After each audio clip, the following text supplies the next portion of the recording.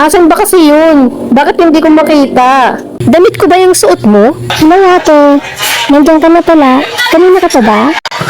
Nasa labas pa lang ako, naririnig ko na yung mga boses ninyo. Kayo ba ay pamilyadong tao?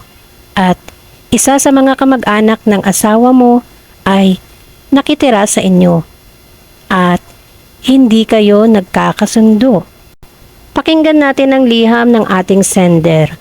At ako nga pala, si Miss Ann, ang magbabasa ng mga kwentong ipapadala ninyo. Asan ba kasi yun? Bakit hindi ko makita? Alam ko nilabuhan ko yun eh. Ba't hindi ko makita? Hindi ko pa ulit nasusuot yun. Kasi bagong bili ko lang yun eh. Pero bakit wala dito sa damitan ko? Oh, babe, ba't ang tagal mo? Kanina pa ako nag-aantay sa labas. Hanggang ngayon ba, hindi ko pa rin nakakapagbihis? Babe, hindi ko kasi makita yung bagong bili ko na damit. Alam ko nilabahan ko lang yun eh. Pero hindi ko makita dito. Iba na lang ang suotin mo. Anong oras na oh? Malulate na tayo sa pupuntahan natin eh. Dahil hindi ko makita ang damit ko na hinahanap ko kanina pa, iba na lang ang sinuot ko. Iniisip ko na lang na baka kung saan ko lang nailagay. Pagbalik namin ng mister ko galing sa pinuntahan namin, naabutan namin ang hipag ko na nasa salas, nakaupo at nanonood ng TV. Oh, Angel, nandyan ka na pala. Hello kuya, kararating niyo lang? Teka, Angel, parang damit ko ba yung suot mo? Teka, oo nga, damit ko yan. Ah, ate, sorry. Hiniram ko lang naman eh. Kasi may pinuntahan ako kanina. Wala na kasi akong masuot na damit eh. Kaya hiniram ko muna. Teka, hiram? Hiram muna? Eh wala ka namang sinasabi sa akin na hihiram ka eh. Hindi ka nagpapaalam sa akin. Sorry na te. Kuya, sorry din. Please. Sinabi ng hiram lang nga eh. Ay siya, tama na kayong dalawa. Okay na yan. Basta Angel, pagkalaba mo ng damit ng ate mo, isauli mo na agad ha. Oo kuya, thank you. Tara na babe, tulog na tayo. Anong oras na? Naantok na rin ako. Nainis ako sa hipag ko dahil bago pa lang yung damit kong yun at sinuot niya na hindi ko pa sinusuot. Nakapasok na kami sa kwarto ng asawa ko at nagkatinginan kami ng hipag ko bago ako makapasok sa kwarto. Nakangiti siya sa akin na para bang nang-iinis. Kasabay ng pagngiti niya, umikot din ang dalawang mata nito. At pagkapasok ko sa kwarto, kinausap ko naman ang asawa ko.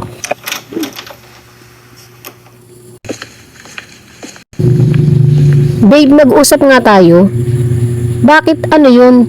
Hahayaan mo lang talaga na ganun? Ha?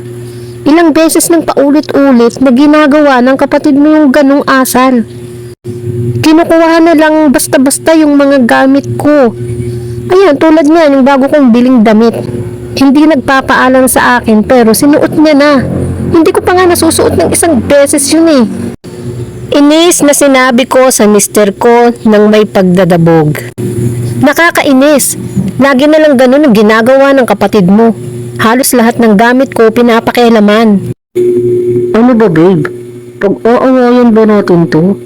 Damit lang yun. Hindi nagtagal, hinayaan ko na lang yung gabing yun na may samaan kami ng loob. Masamang masama yung loob ko at pagkagising ko kinabukasan, naabutan kong kumakain na ang asawa ko at ang hipag ko sa kusina.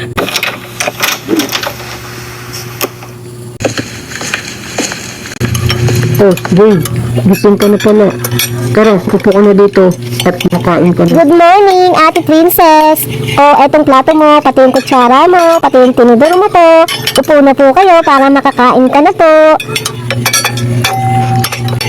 Ha? Anong sinasabi mong Ate Princess? Angel, tumigil ka na ha. Oh, babe, kumain ka na. Hayaan mo yung kapatid ko. Napaismid ang mukha ko noong pagkasabi ng hipag ko na princess dahil hindi naman princess ang pangalan ko. Sa pagkakasabi ng yun, alam ko na may laman ang sinasabi niya. Pagkatapos namin kumain, ako naman ang naghugas ng plato dahil alam ko na ang hipag ko ang nagluto ng pagkain namin. Habang naghuhugas ako ng plato, lumapit sa akin ang asawa ko at sinabi niya sa akin na napagsabihan niya na raw ang kapatid niya. Babe, okay ka lang ba? Huwag mo nang pansinin si Angel. Napagsabihan ko na yun. Lumipas ang isang linggo, okay naman. Tahimik lang ang buong linggo namin. Tahimik lang si Angel at hindi na rin siya nagpaparinig. Pero isang araw nangyari ang hindi ko inaasahan. Pag-uwi ko galing sa trabaho, naabutan ko si Angel at ang mga barkada niya na nasa bahay at nag-iinuman.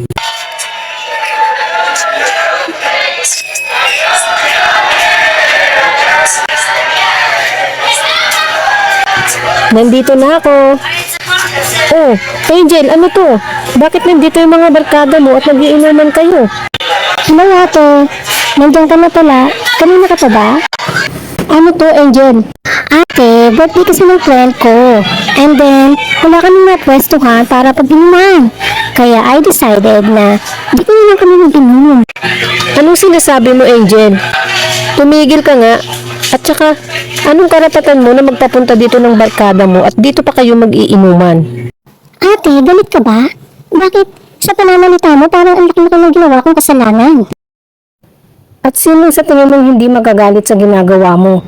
Magpapapasok ka dito sa bahay nang hindi ko alam? At talagang dito pa kayo nag-inuman, ha?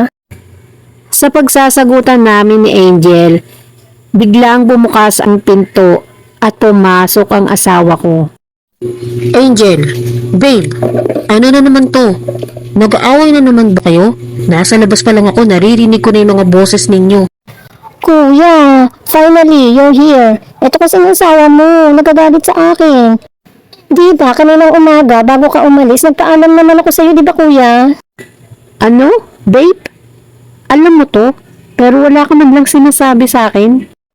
Sorry babe, nakalimutan ko nga palang sabihin sa'yo na nagpaalam nga pala kanina sa Angel na dito daw sila magiinuman. Tinalikuran ko silang dalawa at pumasok na ako sa kwarto at sinarado ko ng malakas ang pinto. Sa sobrang inis ko na pag-isip ko, nakunin ang maleta ko at nilagay ko ang mga damit ko. Balak kong lumayas na dahil hindi ko na kayang tumira sa bahay namin na nandoon ang hipag ko. Saglit akong natigilan na may pumasok sa kwarto. Babe, please, huwag mo namang gawin sa akin ito. Aalis ka dahil sa nangyari? Oo, aalis na ako dahil sawang-sawa na ako sa kapatid mo. Napansin kong natahimik ang asawa ko nang sinabi ko na sawang-sawa na ako sa kapatid niya. Umupo siya sa tabi ko at napayuko. Sorry babe, kasalanan ko to. Hindi ko naman alam na ganito ang mangyayari.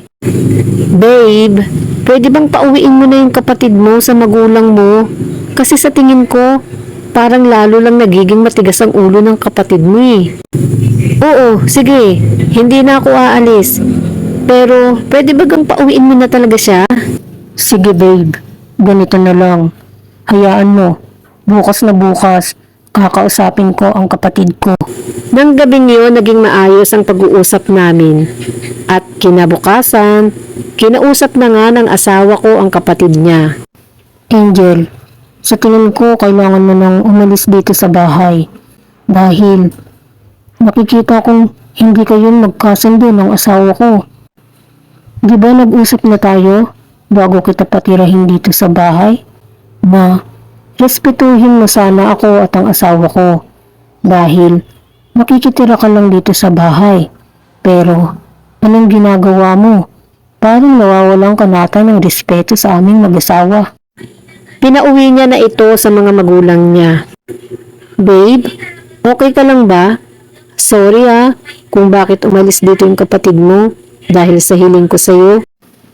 Naiintindihan naman kita, baby. Ako nga ang dapat mahiya sa iyo eh.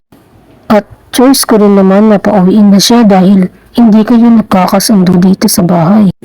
Simula nang umalis ang hipag ko sa bahay namin, mas naging lalong gumaan ang pakiramdam ko. Wala na kasi akong pinakikisamahan at wala na rin akong nakakaaway. Hanggang dito na lang po ang aking kwento at sana po ay nagustuhan ninyo.